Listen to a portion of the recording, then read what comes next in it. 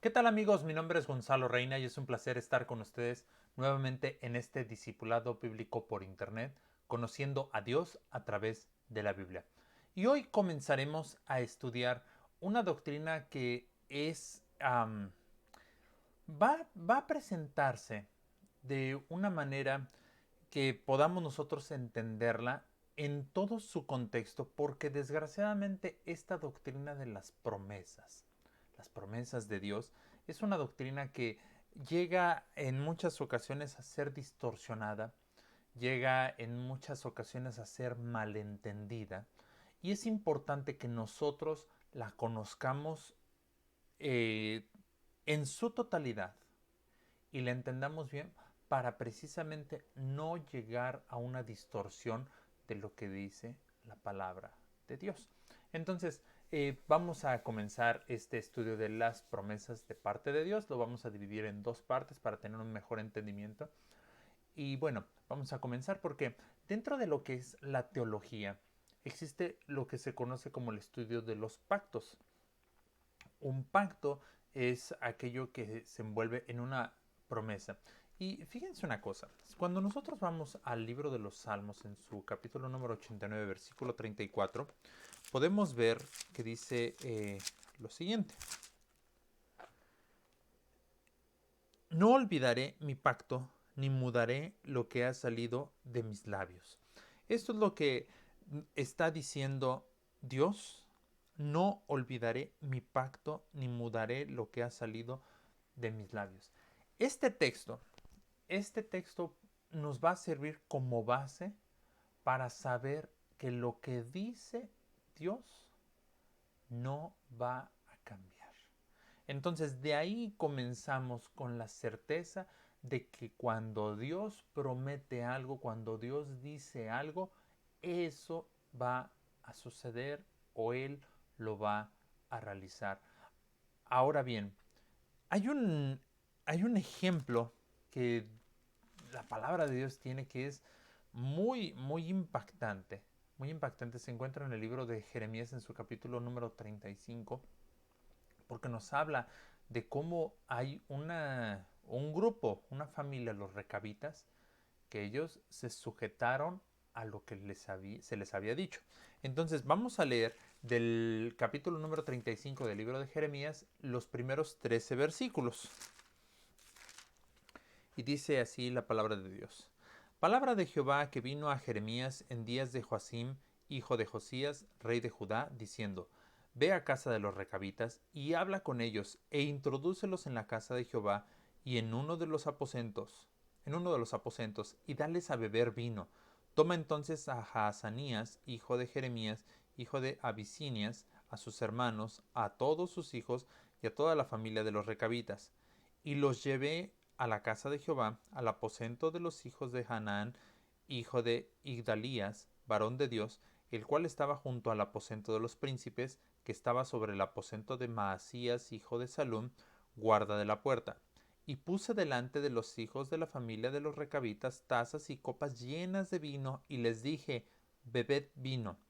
Mas ellos dijeron: No beberemos vino, porque Jonadab, hijo de Recab, nuestro padre, nos ordenó diciendo: No beberéis jamás vino vosotros ni vuestros hijos, ni edificaréis casa, ni sembraréis sementera, ni plantaréis viña, ni la retendréis, sino que moraréis en tiendas todos vuestros días, para que bebáis muchos días sobre la faz de la tierra donde vosotros habitáis. Y nosotros hemos obedecido a la voz de nuestro padre Jonadab, hijo de Recab, en todas las cosas que nos mandó, de no beber vino en todos nuestros días, ni nosotros, ni nuestras mujeres, ni nuestros hijos, ni nuestras hijas, y de no edificar casas para nuestra morada, y de no tener viña, ni heredad, ni sementera. Moramos, pues, en tiendas, y hemos obedecido, y hecho conforme a todas las cosas que nos mandó Jonadab nuestro padre. Sucedió, no obstante, que cuando Nabucodonosor, rey de Babilonia, subió a la tierra, dijimos: Venid y ocultémonos en Jerusalén de la presencia del ejército de los caldeos y de la presencia del ejército de los de Siria, y en Jerusalén nos quedamos. Y vino palabra de Jehová a Jeremías diciendo: Así ha dicho Jehová de los ejércitos, Dios de Israel: Ve y di a los varones de Judá y a los moradores de Jerusalén: ¿No aprenderéis a obedecer mis palabras? Dice Jehová. Y fíjense una cosa, por qué leer este pasaje? Porque esta familia de los recabitas les fue dicho por su padre, no vas a beber vino, ni nadie de tus hijos, nadie de tus hijos va a beber vino. Y aparte les fue dicho, bueno, y no vas a tener además ninguna tierra. Y ellos obedecieron, a pesar de que se les había puesto ahí copas llenas de vino, ellos obedecieron. Obedecieron y por eso es que Dios ocupa esta, esta ilustración con el profeta Jeremías. El profeta Jeremías es muy especial porque ocupa ilustraciones muy gráficas para que el pueblo entendiera. Y en esta ocasión ocupa a los recabitas. Y lo que viene después de que está la obediencia de los recabitas es ese mensaje de parte de Dios. ¿Por qué no aprendes a obedecer mis palabras? Esto habla de una fidelidad. Y dentro de los pactos, dentro de las promesas, uno está esperando esa fidelidad. Y Dios, cuando promete algo, sabemos que hay fidelidad de su parte. Sin embargo, nosotros no somos tan fieles. Por eso es que Dios ocupa a esta familia de los recabitas para mostrar esa fidelidad a un pacto. Y fíjense, con relación al cómo cerrar los pactos, eh, la ceremonia prácticamente del sacrificio, eh, la palabra que se ocupa literalmente es cortar o degollar, pero era algo relacionado a que cuando se sacrificaba un animal, se formalizaba ese acuerdo, era como quedaba sellado. ¿A qué me refiero? Cuando nosotros leemos en el libro del Éxodo, en su capítulo número 8, versículo 27, lo que, hemos referido anteriormente a Moisés diciéndole a Faraón, oye, deja ir a mi pueblo porque eso es lo que dice Dios. Fíjense lo que dice el versículo 27. Camino de 3 días iremos por el desierto y ofreceremos sacrificios a Jehová nuestro Dios como Él nos dirá. Ellos estaban buscando formalizar esa relación con Dios. Ahora, nosotros hoy en día pues podemos formalizar un pacto mediante un contrato, tal vez anteriormente era mediante un apretón de manos, era de palabra. En muchas ocasiones, quizá nuestros abuelos más frecuentemente podemos escuchar, no, es que me dio su palabra, porque la palabra, dicen, valía. Y hoy en día, bueno, cada vez se va perdiendo más esa fidelidad en cuanto a los pactos. Y bueno, un acuerdo de hecho entre personas puede, puede ser elevado a un pacto. Y en la Biblia vemos diversidad de pactos entre personas. Por ejemplo, Abraham y Sarai tuvieron un pacto en una situación muy delicada. Cuando nosotros vemos qué pasó con, con Sarai y su sierva Agar, bueno, eh, fue algo lamentable. Lamentable, pero bueno, van a ver por qué les digo que fue lamentable. Génesis capítulo 16, versículos 1 al 5, dice, Sarai, mujer de Abraham, no le daba hijos, y ella tenía una sierva egipcia que se llamaba Agar. Dijo entonces Sarai a Abraham, ya ves que Jehová me ha hecho estéril. Te ruego, pues, que te llegues a mi sierva, quizá tendré hijos de ella. Y atendió a Abraham al ruego de Sarai. Y Sarai, mujer de Abraham, tomó a Agar, su sierva egipcia, al cabo de 10 años que había habitado Abraham en la tierra de Canaán, y la dio por mujer a Abraham su marido. Y él se llegó a Agar, la cual concibió, y cuando vio que había concebido, miraba con desprecio a su señora. Entonces Sarai dijo a Abraham: Mi afrenta sea sobre ti, yo te di mi sierva por mujer, y viéndose encinta me mira con desprecio. Juzgue Jehová entre tú y yo. Vemos que, para empezar, debemos entender el contexto de todo esto, el contexto histórico, el contexto cultural. En aquel entonces era, era común que para tener hijos, para que el jefe tuviera, bueno, el jefe de la familia o el varón tuviera hijos, era una costumbre el que a la sierva pudiera darle hijos. Y eso es lo que sucede en en esta ocasión.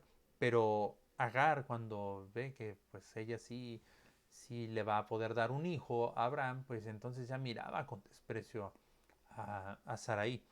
Por lo cual Sarai lo que le dice: esto solamente va a quedar entre tú y yo. Mi afrenta sea sobre ti. Y todavía Abraham en el versículo 6 le dice: y respondió Abraham a Sarai: he aquí tu sierva está en tu mano, haz con ella lo que bien te parezca. Y como Sarai la afligía, ella huyó de su presencia. Entonces, eso es un pacto entre Abraham y Sarai. Bueno, ahí está tu sierva, haz con ella como bien te parezca. Ahora, hablábamos con relación al cómo se cerraba un pacto. Y vemos más adelante en Génesis 31, 48 y 49 que hay una forma peculiar de cerrar un trato.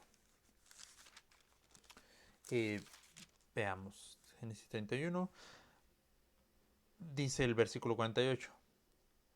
Porque Labán dijo: este majano es testimonio hoy entre nosotros dos. Por eso fue llamado su nombre Galad y Mispa, por cuanto dijo: atalaye Jehová entre tú y yo, cuando nos apartemos el uno del otro. Entonces, levantaron un majano como testimonio de su acuerdo. En el caso de Sarai y Abraham, el, en esta ocasión Dios es el que es testigo de ese pacto, porque recordemos que dice: juzgue Dios. Entonces, vemos cómo hay una diversidad en la forma de cerrar los pactos. Ahora, eh, cuando vemos que Dios hace su pacto con Adán ahí en el libro de Génesis, realmente estaba haciendo una promesa, porque les estaba bendiciendo y entregando dominio sobre su creación. Les estaba indicando su privilegio y les señala a sí mismo su alimento. Vamos por favor al libro de Génesis en su capítulo número 1, versículo 28 y 30.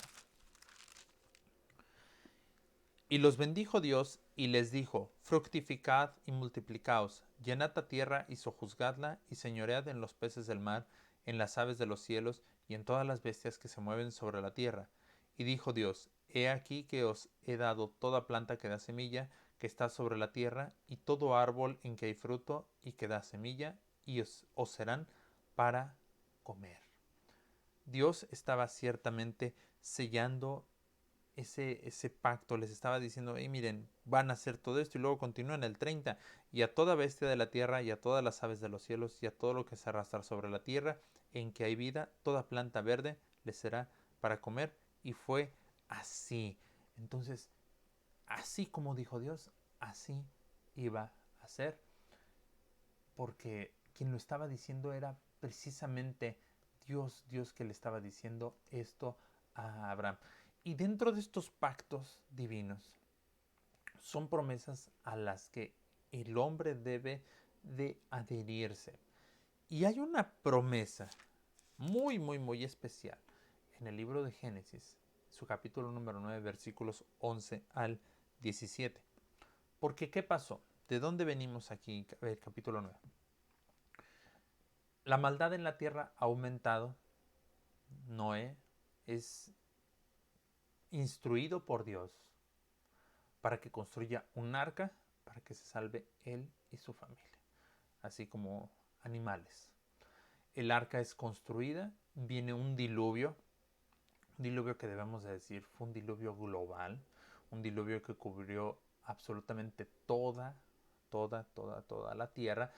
eh, y después de que ya concluye este diluvio, viene ese pacto entre Dios y el hombre que le deja saber a Noé. Dice el versículo 11, voy a leer del versículo 11 al 17. Estableceré mi pacto con vosotros y no exterminaré ya más toda carne con aguas de diluvio, ni habrá más diluvio para destruir la tierra. Y dijo Dios, esta es la señal del pacto que yo establezco entre mí y vosotros y todo ser viviente que está con vosotros, por siglos perpetuos. Mi arco he puesto en las nubes, el cual será por señal del pacto entre mí y la tierra.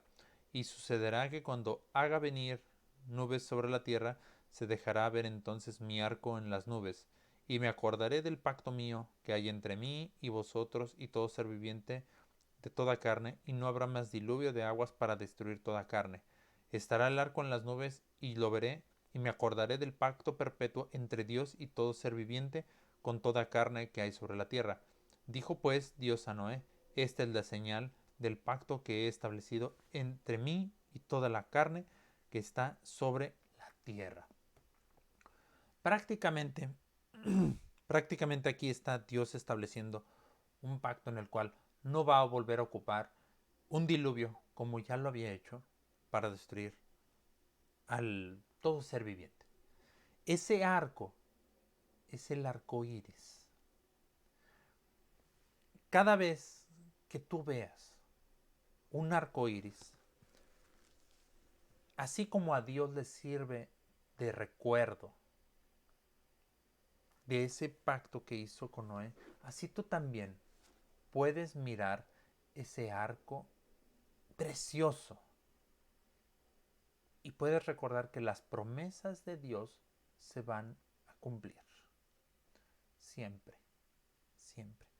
Desgraciadamente, el, el arco iris, y debemos decirlo alterado porque es con un color menos, o bueno, alteran los colores, ha sido ocupado como una señal para definir un movimiento y preferencias sexuales.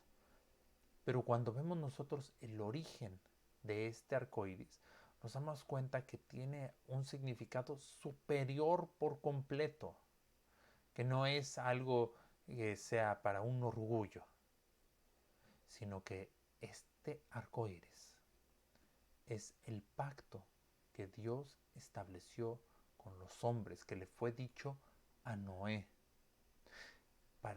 para decirle, no voy a volver a ocupar un diluvio para destruir a todo ser viviente. Y podrás tú argumentar muchas cosas que dicen que el diluvio no pudo haber sido real, que no hay evidencias, pero verdaderamente hay una cantidad de evidencias tremendas de que ese diluvio fue real.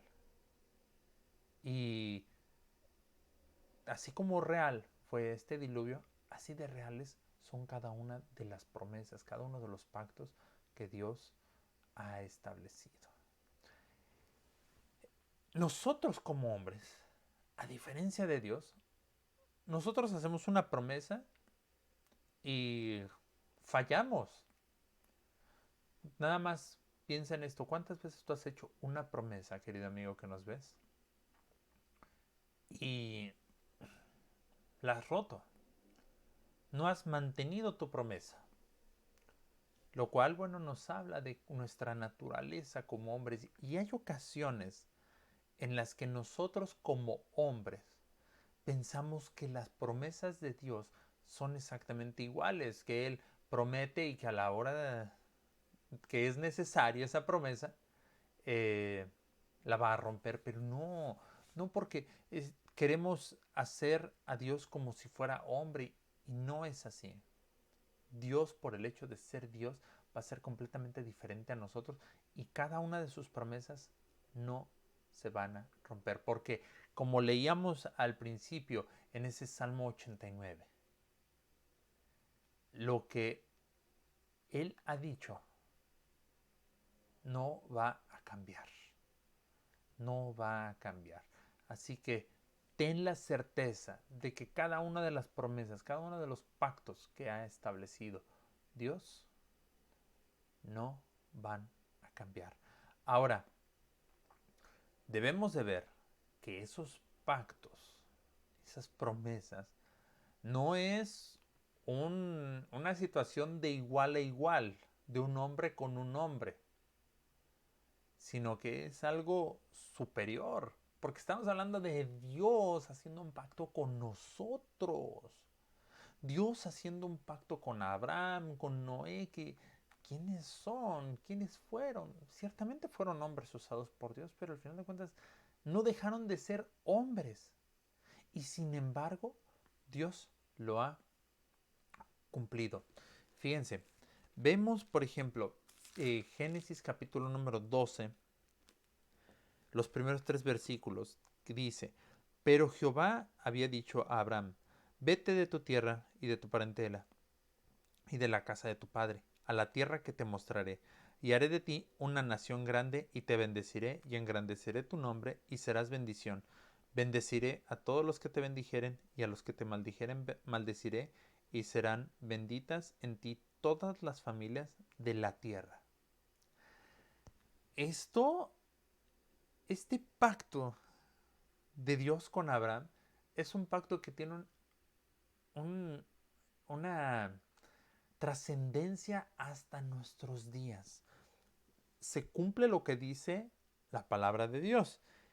Y serán benditas en ti todas las familias de la tierra. ¿Por qué puedo decir con esa seguridad que todavía hasta esta época, hasta el 2021, que es cuando se está grabando esta sesión, todavía nos impacta?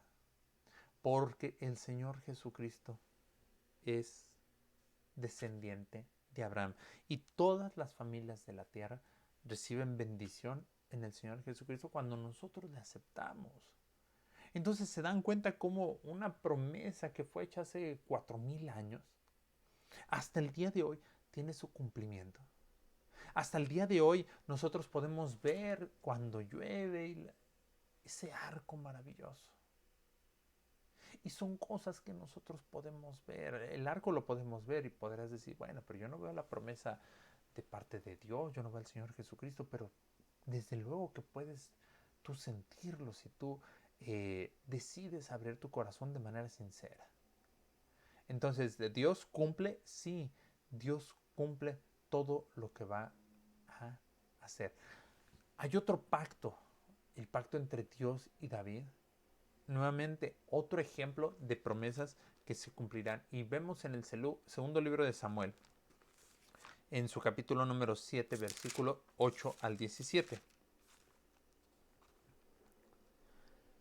Bien, dice esta porción.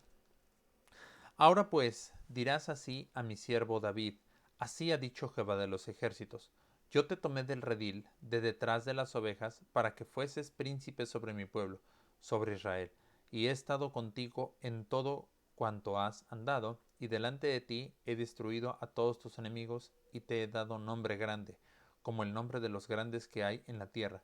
Además, yo fijaré lugar a mi pueblo Israel, y lo plantaré, para que habite en un lugar y nunca más sea removido, ni los inicuos le aflijan más como al principio, desde el día en que puse jueces sobre mi pueblo Israel, y a ti te daré descanso de todos tus enemigos. Asimismo Jehová te hace saber que él te hará casa. Y cuando tus días sean cumplidos y duermas con tus padres, yo levantaré después de ti a uno de tu linaje, el cual procederá de tus entrañas, y afirmaré su reino. Él edificará casa a mi nombre, y yo afirmaré para siempre el trono de su reino. Yo le seré a él padre, y él me será a mí hijo. Y si él hiciere mal, yo le castigaré con vara de hombres y con azotes de hijos de hombres. Pero mi misericordia no se apartará de él como la aparté de Saúl, al cual quité de delante de ti. Y será afirmada tu casa y tu reino para siempre delante de tu rostro, y tu trono será estable eternamente. conforme a todas estas palabras y conforme a toda esta visión, así habló Natán a David. ¿Por qué tiene una trascendencia esto? Podrán decir algunos, bueno, estaba hablando en sentido figurado, porque ningún hombre puede tener un reino para siempre, dice el versículo 13, y yo afirmaré para siempre el trono de su reino. Nadie puede reinar para siempre. Hemos visto que a lo largo de la historia los reyes van muriendo. Inclusive podrán decir es que se está contradiciendo porque el versículo 12 nos menciona, y cuando tus días sean cumplidos y duermas con tus padres, entonces le está diciendo ahí el profeta Natán, cuando tú mueras,